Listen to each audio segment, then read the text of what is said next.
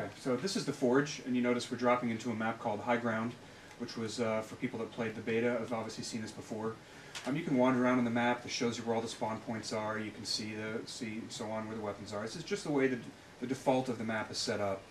Now, if I hit a button, I can turn into the monitor, which you can see Jaunty is flying around here as the monitor.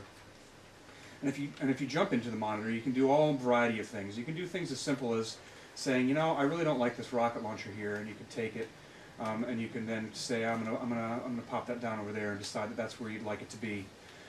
You also can be a little bit mischievous, if you like. I can go over and take a spawn point, say this one, and I could say, you know what? I think that for this particular spawn point, and you could do them to all of them, I'm going to make it so that they spawn and face the wall, rather than be able to actually know exactly where they are on the map.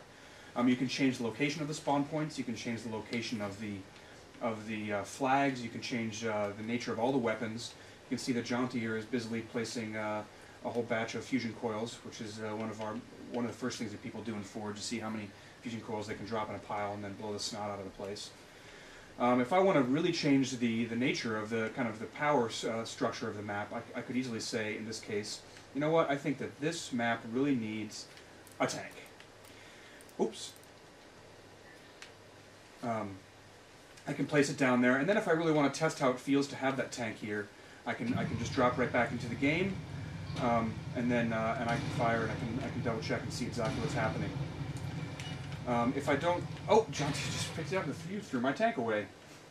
Oh, I think he wants to place it over the fusion coils. All right, drop it there, Jaunty. And now the tank will always spawn with fusion coils underneath it every time that everything gets respawned. You also could decide, you know, I'm not really sure if I like actually having this tank the way that it was, so I can decide, you know what, really this thing should be spawned upside down, which just makes it a little bit more difficult for the people when they're playing. I can notice the menu that I was looking at will show you vehicles, equipment, scenery, teleporters, spawn points. I have a budget down there in the lower right corner, shows that I currently have $91 to spend. I can delete things out of the game, which will give me a larger budget. The budget, even though it says dollars, is entirely performance-based, so that it only allows you to put a certain amount of things on the map, otherwise the map won't perform correctly. Once we decide that we've altered the map to our liking, we can then upload that map, or we can then drop into the map and play.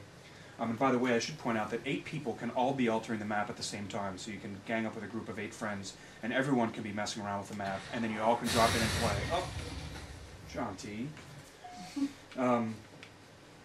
And once we've decided that we like the map as we've done it, we can jump in and play, and if we decide that really it's worthy of sharing with some of our other friends, we can upload that map to our website and then suggest it to our friends to be able to download and play.